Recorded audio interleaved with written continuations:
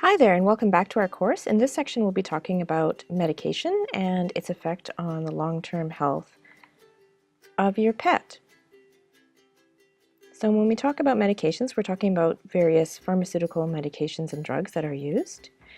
And the first one that is the most controversial, of course, is vaccines. So let's just review some basic things about vaccines. So first of all, what are the benefits of vaccines and why have they been created?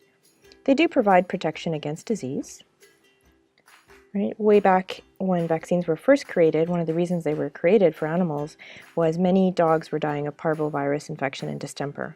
And the death was, because it's a virus, not avoidable, and a lot of healthy animals were dying from these very contagious diseases. However, there are some negatives to vaccines as well. No vaccine is 100% effective. An example of this would be the kennel cough or Bordetella bronchoseptica vaccine.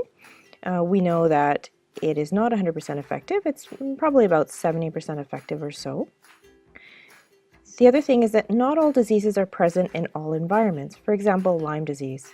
Lyme disease is a disease that is passed by ticks, and it requires a certain type of tick in order for the disease to be present in the environment.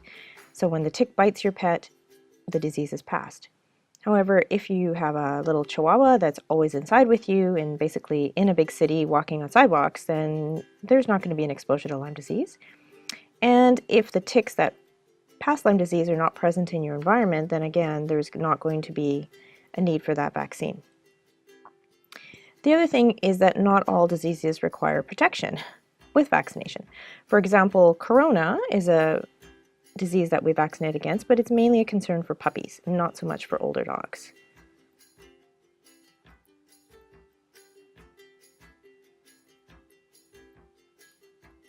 So with every drug, and even with natural herbs, there's always a risk. So the risk with vaccination, or one of the risks, is that there can be seizures, there can be allergies to the vaccine, and some animals will have a severe life-threatening reaction or anaphylaxis where they can actually die from the vaccination. Now, although these are rare, it is still a risk when we vaccinate our pets to know that this is a possibility, although it is very unlikely, it can occur. The other possibility that can occur is autoimmune disease, or overstimulation of the immune system can happen because of vaccination. There are some documented diseases in the veterinary literature regarding this. Some examples are immune-mediated thyroiditis, where the thyroid gland becomes low functioning because of vaccination. Immune-mediated hemolytic anemia is also associated with vaccination. Pemphigus foliaceus is an autoimmune disease associated with vaccination. And generalized vaccine-induced ischemic dermatopathy is documented in the dermatology literature as being associated with the rabies vaccine. Okay, so it is important to note that while vaccines do provide protection, and I'm definitely not against vaccination, I do believe that there is a place and time for them. We do need to know that there are risks to the procedure. It's not just an inert procedure. It's not like just getting a sundae at Dairy Queen. We do have to look at the risk and benefit ratio for each pet. Okay, because every animal is unique, and the circumstance, every animal and their lifestyle is different. Okay, so we need to evaluate that. Not every pet needs every available vaccine on the market. Vaccines are potent medical procedures with benefits and risks. So my recommendation to you to discuss with your veterinarian is get only the necessary vaccines. Now, what vaccines are necessary? What does that mean? So it's important for you as the advocate for your pet and the guardian for your pet to do your research. Find out what the disc disease in your area is for specific diseases, for example, parvo, distemper. Look at the lifestyle of your pet and the risk of your pet for contacting disease. So does your pet go into the woods? Does your pet socialize with other dogs? Is it at daycare? Because that's going to be a risk as well, right? It's associating with other animals that might be infected. Does your pet travel to other areas that have Lyme disease or valley fever? And if it is traveling to those areas, then yeah, you should look at the benefit of vaccinating your pet to keep it protected. But if it's not traveling to those areas, then it doesn't necessarily need that vaccination. The other thing that's really important for pet guardians is to understand the difference between core and non-core vaccines. So here we're talking about core vaccines, meaning those vaccines that are highly contagious, that we consider life-threatening in animals. So in dogs, that would be parvo, distemper, and adenovirus. When these vaccines are given to pups, we find that the vaccine can actually last 5 to 7 years. Now this is scientific, documented, and I'm going to upload the information down below so you can print it out and show it to your veterinarian if they are behind on their research. And what happened is they took puppies that were vaccinated as puppies, and then they did a challenge study with them over several years. So they didn't vaccinate them again, but they found out that because those pups had received that initial vaccination, they were resistant to getting parvo, distemper, and adenovirus for 5 to 7 years. So those core vaccines of parvo, distemper, and adenovirus in dogs are not required yearly. We know that it lasts 5 to 7 years. The recommendation from the American Animal Hospital Association is to vaccinate them every 3 years, so we have kind of a window of safety, and that is fairly reasonable. The other option, of course, we'll talk about later, is to do a titer test. In cats, the feline viral rhinotracheitis, calici, and panleukopenia can last 3 to 5 years. Again, the recommendation from the feline practitioners is to do a vaccine for those core ones every 3 years. So therefore, these core vaccines are not required annually. And when we give a vaccine and that animal already has good immunity against that disease because it is such an effective vaccine, we're not creating more immunity, okay? But we can cause an imbalance in the immune system. So one thing to know is that we can do a blood titer test for core vaccines. This shows how well the pet has responded to a previous core vaccine. So let's go over some facts because there's some myths regarding titer tests and wrong information out there. So the titer test measures the antibody produced by the animal in response to vaccination. The closer the time from vaccination, the higher the antibody response will be. So when is the ideal time to test the titer test or to do the antibody test? At least 2 to 4 weeks post-vaccination. Okay, so now something important to know. So let's say your pet was vaccinated like 3 years ago, right? And you want to know, oh, how is the titer looking now?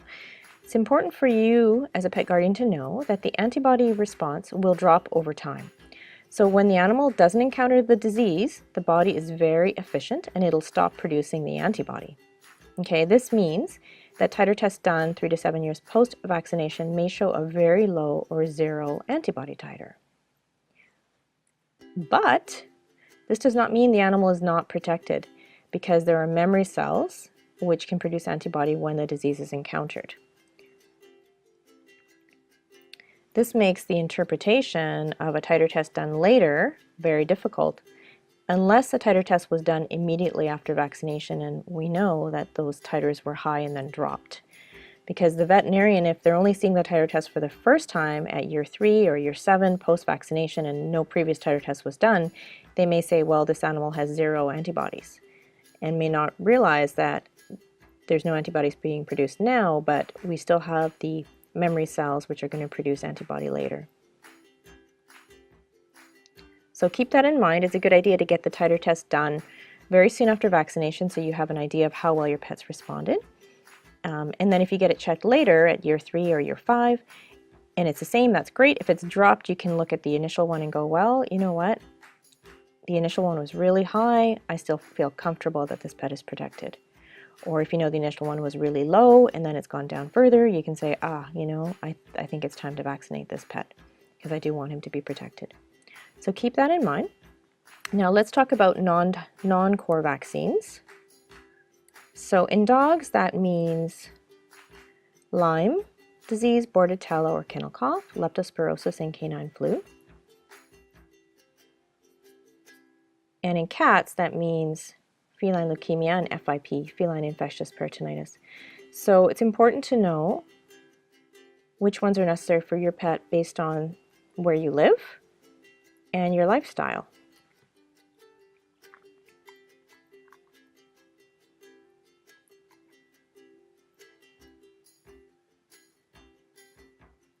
So I encourage you, and I've included the protocols below to review this. As far as the non-core vaccines go, you'll have to do a bit of research on your area where you live to see whether those are important or not for your pet. Okay, now another thing I want to talk about in the category of vaccination is homeoprophylaxis. So homeoprophylaxis is an alternative to vaccination. It is not the same as a vaccination. It educates the animal's immune system by giving the disease agent in a homeopathic form. Right? The nice thing about this is it's very gentle and there's no side effects. It does work differently than vaccination, and it does not produce an antibody reaction the way vaccine does. So antibody titers are not raised, and we cannot measure whether the animal is protected or not. Now, some negatives about this, the homeoprophylaxis, is it's not accepted by mainstream medicine. However, there have been a lot of studies. Countries such as Cuba and India have been using homeopathic prophylaxis successfully in place of vaccination because they didn't have the time for the vaccine to work, whereas the homeopathic prophylaxis does provide immunity fairly quickly and it's very inexpensive.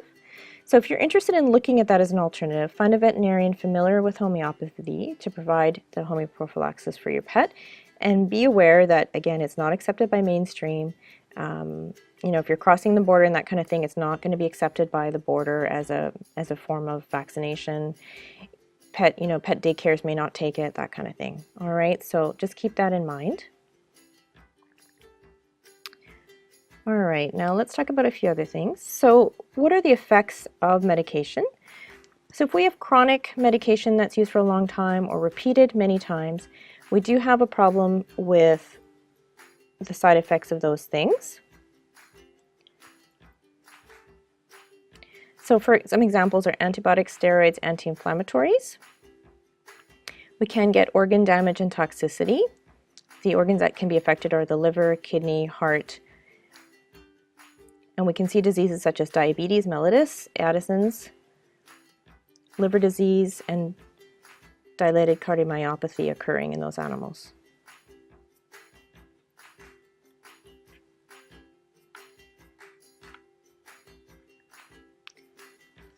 All right, so what are the ones we're most worried about? Would be steroids.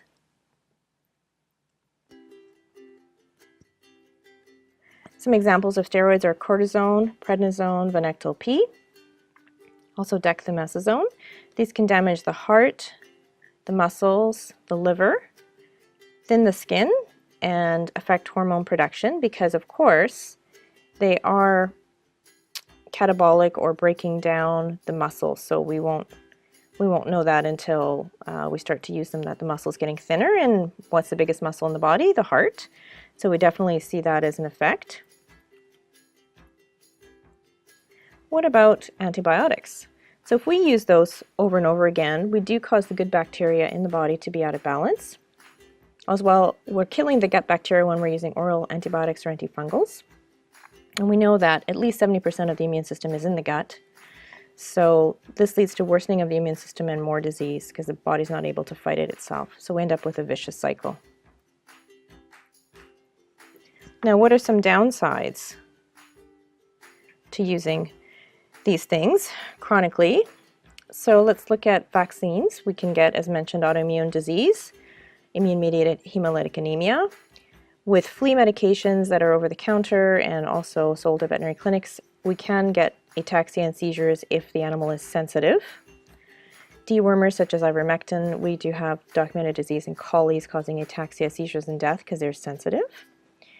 And anti-inflammatories like naloxone and Rimadyl can cause liver damage if used for a long time and without monitoring liver levels. That's a tongue twister. So what do we want to do? We want to avoid using pharmaceuticals when possible.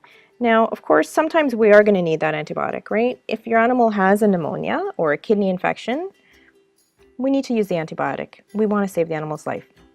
We just want to avoid it when it's not necessary and when there are natural solutions possible. And we also want to, if the animal does need a medication, like a steroid because it has asthma and there's no other way, or an antibiotic or a flea medication, then we want to work on detoxifying the body after, and we want to feed our pet good nutrition. Feed the body good nutrition, okay? As Hippocrates said, let food be your medicine and medicine be your food. And that's really the goal of natural. So we do accept that sometimes we can't do natural. It's just not possible. because this system requires something that is faster possibly or more targeted, and that's fine. But then let's detoxify the body, let's feed the body good nutrition so that it can recover and not become a vicious cycle of needing medication over and over. All right, so that's our section on medication and side effects. Again, if you have questions, please feel free to message me on the message board, and that way everybody else can see your question and benefit from the answer. Thank you.